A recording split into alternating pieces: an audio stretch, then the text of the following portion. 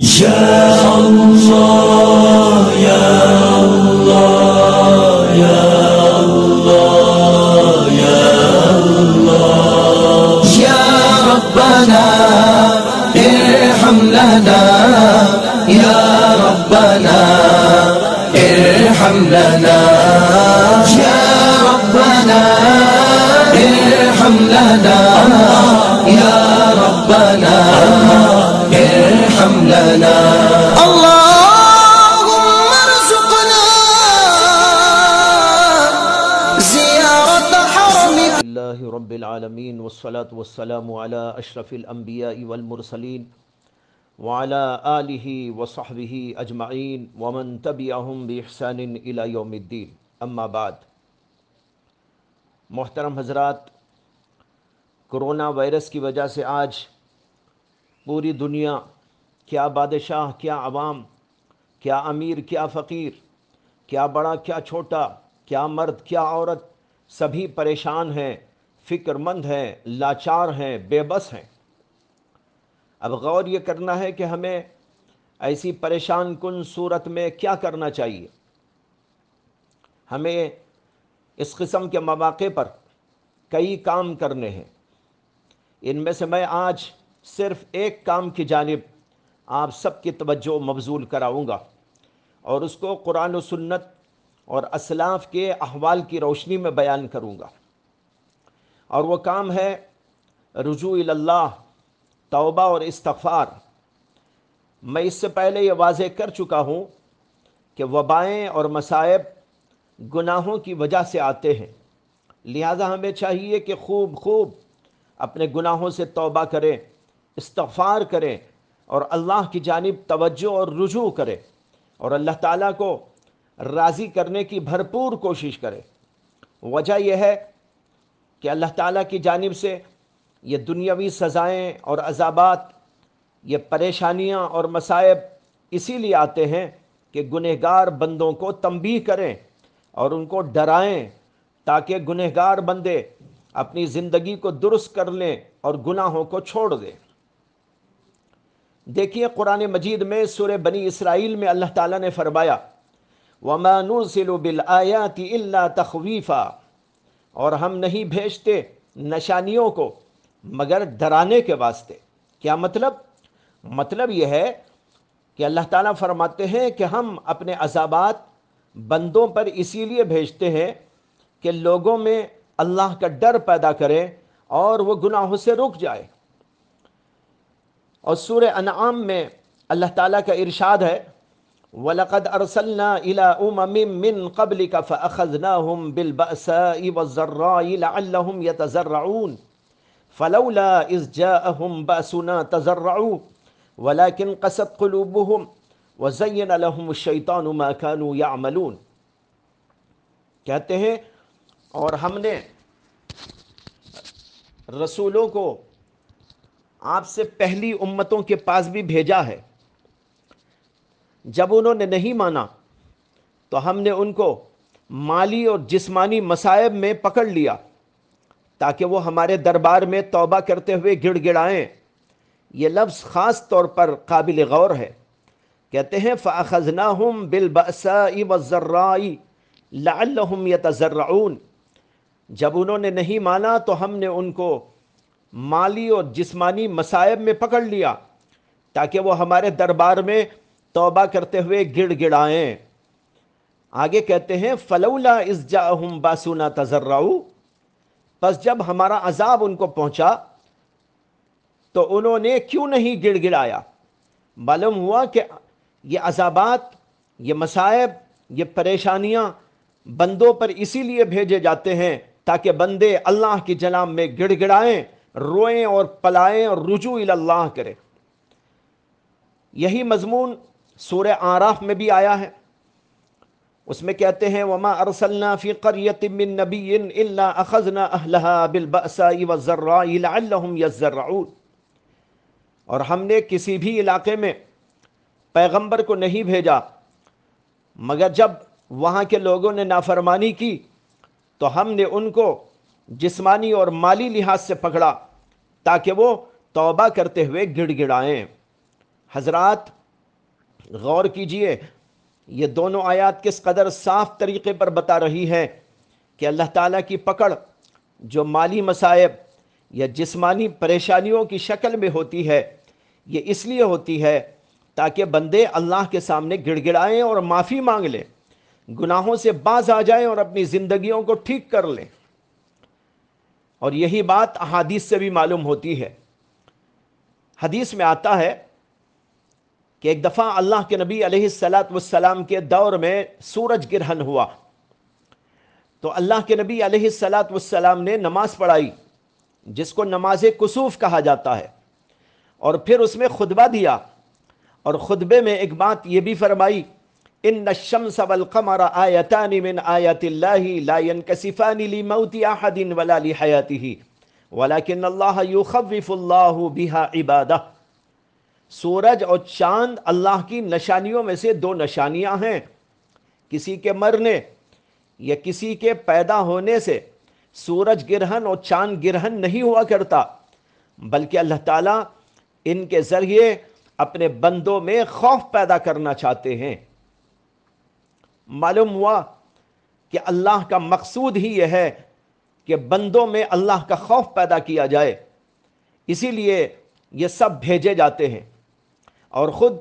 اللہ کے رسول علیہ السلام کا حال یہ تھا کہ جب کبھی تیز ہوائیں چلتی تو اس کا اثر آپ کے چہرے پر دکھائی دیتا۔ چنانچہ حضرت انس بن مالک رضی اللہ عنہ کہتے ہیں، كانت الريح الشديدة اذا هبت عرف ذلك في وجه النبي صلی اللہ علیہ وسلم۔ جب تیز ہوائیں چلتی تو اس کا اثر اللہ کے نبی کے چہرے میں محسوس کیا جاتا تھا، یعنی آپ اللہ کے خوف سے کام جاتے تھے، اور اس خوف کا اثر صحابہ آپ کے چہرے سے معلوم کر لیا کرتے تھے۔ معلوم ہوا مقصود اللہ کا یہی ہے کہ بندے ڈریں، گھبرائیں اور اللہ کی طرف رجوع کریں۔ اسی طرح تاریخ سے ثابت ہے کہ جب طاعون امواس جو حضرت سیدنا عمر بن خطاب کے زمانے میں ملک شام میں آیا تھا اور اس میں بڑے بڑے صحابہ کی وفات ہو گئی تھی، اس وقت ایک مہم پر حضرت ابو عبیدہ ابن الجراح کو حضرت عمر نے امیر بنا کر ملک شام بھیجا تھا، اور آپ کی وفات اسی طاعون کے اندر ہو گئی تھی۔ جب حضرت ابو عبیدہ طاعون میں مبتلا ہوئے تو انہوں نے حضرت معاذ بن جبل رضی اللہ عنہ کو اپنے بات کے لیے امیر مقرر کیا، اور ان کو وصیت فرمائی کہ میری نماز جنازہ آپ پڑھائیں۔ جب ان کی وفات ہو گئی تو حضرت معاذ بن جبل نے لوگوں کو خطبہ دیا، اور اس خطبے کے اندر یہ بات ارشاد فرمائی، یا ایھا الناس توبوا الی اللہ عز وجل من ذنوبکم توبۃ نصوحا فإن عبدا لا يلقى الله عز وجل تائبا من ذنبه الا كان حقا عليه ان يغفر له ومن كان عليه دين فليقضه فإن العبد مرتهن بدينه ومن أصبح منكم مهاجرا أخاه فليلقه فليصالحه ولا ينبغي لمسلم أن يهجر أخاه أكثر من ثلاث۔ کیا مطلب ہے؟ انہوں نے کہا کہ اے لوگو، اللہ تعالیٰ کی جناب میں سچی پکی توبہ کرو۔ یہ آپ کہہ رہے ہیں اس وقت جب طاعون امواس پھیلا تھا اور لوگ مر رہے تھے، اس وقت خطبہ دیتے ہوئے کہتے ہیں، اے لوگو، اللہ کی جناب میں سچی پکی توبہ کرو، کیونکہ جو بندہ توبہ کر کے اللہ سے ملتا ہے تو اللہ پر یہ حق ہوتا ہے کہ اس کی مغفرت کر دے، اور جس کے اوپر کسی کا قرضہ ہو تو اس قرضے کو ادا کر دے، کیونکہ قرض کی وجہ سے بندہ گروی ہوتا ہے، اور جس نے اپنے بھائی سے قطع تعلق کر لیا ہو وہ اپنے بھائی سے مل کر صلح صفائی کر لے، کیونکہ 3 دن سے زیادہ اپنے مسلم بھائی سے قطع تعلق ہی جائز نہیں ہے۔ یہ ہے خطبے کا وہ حصہ جو طاعون امواس کے موقع پر حضرت معاذ بن جبل رضی اللہ تعالیٰ عنہ نے دیا تھا۔ اس میں آپ نے طاعون پھیلنے کے وقت لوگوں کو توبہ کی نصیحت کی اور لوگوں کے حقوق ادا کرنے کی طرف توجہ دلائی۔ یہ ہے اصل توبہ، اسی کو کہتے ہیں رجوع الی اللہ۔ اور آئیے تاریخ سے بھی کچھ اسباق لیتے ہیں۔ تاریخ سے ثابت ہوتا ہے کہ جب وبا کی صورت پیدا ہوئی تو لوگوں نے یہی کام رجوع الی اللہ کا کیا اور اللہ تعالیٰ نے وبا کو ہٹا لیا۔ حضرت کعب رضی اللہ عنہ نے فرمایا زمین کو زلزلہ اس وقت ہوتا ہے جب اس پر معاصی کا ارتکاب کیا جاتا ہے، پس وہ خوف خدا سے کانپتی ہے کہ اللہ اس پر مطلع ہوگا۔ نیز انہوں نے نقل کیا ہے کہ حضرت عمر بن عبدالعزیز رحمۃ اللہ علیہ نے اپنے زمانے میں زلزلہ برپا ہونے پر اپنے عمال اور گورنروں کو خط لکھا تھا۔ اس میں لکھا اما بعد، یہ زلزلہ دراصل اللہ کا بندوں پر عتاب ہے، اور میں نے تمام شہروں کو لکھ دیا ہے کہ وہ فلاں ماہ کے فلاں دن میں نکلیں اور جس کے پاس جو کچھ اللہ کا دیا ہوا ہے اس میں سے صدقہ دیں، کیونکہ اللہ تعالیٰ فرماتا ہے قد افلح من تزکا وذکر اسم ربہ فصلی، یعنی جس نے زکوٰۃ دی اور اللہ کو یاد کیا اور نماز پڑھی وہ کامیاب ہو گیا۔ اور فرمایا کہ یہ دعا بھی کیا کریں جو حضرت آدم علیہ السلام نے فرمائی تھی، ربنا ظلمنا انفسنا وان لم تغفر لنا وترحمنا لنکونن من الخاسرین، اے ہمارے پروردگار ہم نے اپنے نفسوں پر ظلم کر لیا ہے، اور اگر آپ ہماری مغفرت نہ کریں تو ہم یقیناً گھاٹے والوں میں سے ہو جائیں گے۔ اور یہ بھی فرمایا کہ یہ دعا بھی کریں جو حضرت نوح نے فرمائی تھی، وَإِلَّا تَغْفِرْ لِي وَتَرْحَمْنِي أَكُمْ مِنَ الْخَاسِرِينَ، اگر آپ نے میری مغفرت نہ کی اور مجھ پر رحم نہ کیا تو میں گھاٹے والوں میں سے ہو جاؤں گا۔ اور یہ بھی لکھا اس خط میں کہ یہ دعا بھی کرو جو حضرت یونس علیہ السلام نے کی تھی، لا الہ الا انت سبحانک انی کنت من الظالمین،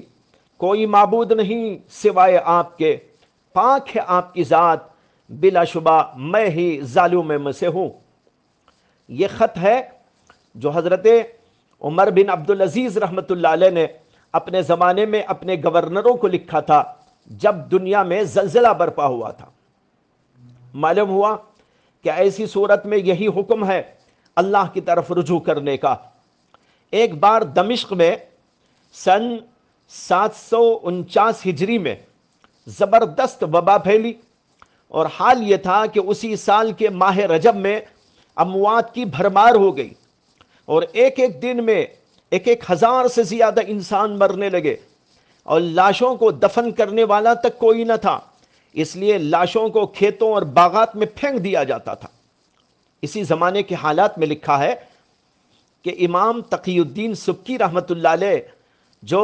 دمشق کے قاضی تھے، ان کے پاس علاقہ جبال الروم کا ایک شخص آیا اور اس نے بتایا کہ جب ہمارے علاقے میں وبا پھیلی تھی تو اس نے خواب کے اندر رسول اللہ صلی اللہ علیہ وسلم کو دیکھا اور آپ سے وبا کی شکایت کی اور لوگوں کی پریشانی کا اظہار کیا، تو اللہ کے رسول علیہ السلام نے حکم دیا کہ وہ لوگوں کو بتا دے کہ سورہ نوح 3360 مرتبہ پڑھیں اور اللہ سے دعا کریں۔ اس شخص نے بتایا کہ لوگوں کو جب یہ بات بتائی گئی اور لوگ مساجد میں جمع ہوئے اور یہی کام کیا اور روئے اور اللہ سے اپنے گناہوں کے لیے توبہ کی، اور 7 دنوں تک مختلف جانور ذبح کر کے فقیروں میں تقسیم کیا، تو وبا ہر روز کم ہوتی چلی گئی یہاں تک کہ ختم ہی ہو گئی۔ حضرت قاضی تقی الدین سبکی رحمۃ اللہ علیہ نے جب اس کو سنا تو انہوں نے اپنے نائب کو ساتھ لے کر لوگوں کو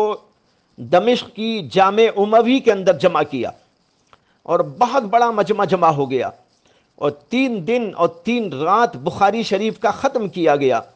پھر تمام لوگ اپنے بچوں کو لے کر عیدگاہ پہنچے اور ننگے سر ہو کر گڑ گڑا کر دعائیں کی، اور 3 دن تک یہی کام کرتے رہے، یہاں تک کہ تاریخ کہتی ہے کہ ساری وبا دور ہو گئی۔ یہ النجوم الظاہرہ تاریخ کی مشہور و معروف کتاب ہے، اس کا اقتباس ہے جو میں نے آپ کے سامنے پیش کیا۔ معلوم ہوا کہ ایسے وقت کرنے کا یہی کام ہے، اللہ کو راضی کرنے کی فکر کریں، رجوع الی اللہ کریں، توبہ اور استغفار کریں۔ اسی طرح سن 332 ہجری میں قرطبہ میں ایک زبردست زلزلہ آیا، جس کے جھٹکے مسلسل 1 گھنٹے تک جاری رہے، جس سے تمام اہل قرطبہ پریشان ہو گئے، گھبرا گئے اور مساجد کی طرف رخ کیا اور گڑ گڑا کر دعائیں کی، حتیٰ کہ اللہ تعالیٰ نے ان کی سن لی اور وہ زلزلہ ختم ہو گیا۔ میں نے قرآن اور سنت اور اس کے ساتھ تاریخ کے احوال سے آپ کے سامنے کچھ باتیں ذکر کی، جن سے یہ بات صاف طور پر معلوم ہوئی کہ ایسے وقت میں کرنے کا اصلی کام یہ ہے کہ اللہ تعالیٰ کی طرف رجوع کرے۔ علامہ حافظ ابن حجر عسقلانی رحمۃ اللہ علیہ نے اپنی کتاب بذل المعون فی فضل الطاعون میں ایسے وقت کرنے کا کام کیا ہے اس کو ذکر کرتے ہوئے لکھا ہے، وَمِمَّا يَنبَغِي لِكُلِّ أَحَدٍ الْمُبَادَرَةُ إِلَيْهِ رَدُّ الْمَظَالِمِ وَالتَّخَلُّصُ مِنَ التَّبِعَاتِ وَالتَّوْبَةُ مِنَ الْعَوْدِ إِلَى شَيْءٍ مِّن مَّعْصِيَةِ اللَّهِ وَالنَّدْمُ عَلَى مَا مَضَى مِن ذَلِكَ وَالْوَصِيَّةُ مِن غَيْرِ أَن يَقَعَ فِيهَا حَيْفٌ أَوْ جَنَفٌ وَهَذَا مَطْلُوبٌ فِي كُلِّ وَقْتٍ وَيَتَأَكَّدُ عِنْدَ وُقُوعِ الْأَمْرَاضِ وَعُمُومًا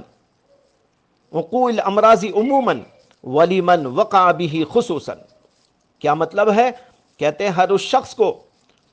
ہر شخص کو جس کی جانب جلدی کرنا چاہیے، ان میں سے ایک بات یہ ہے جو یہاں ذکر کی جاتی ہے کہ جس کا کوئی حق دبا لیا تھا اس کو واپس کر دے، ڈانڈ اور تاوان لیا ہو تو اس سے خلاصی حاصل کر لے، اور دوبارہ اللہ کی نافرمانی کرنے سے توبہ کرے، اور ماضی میں جو گناہ ہو چکے ہیں ان پر ندامت کا اظہار کرے،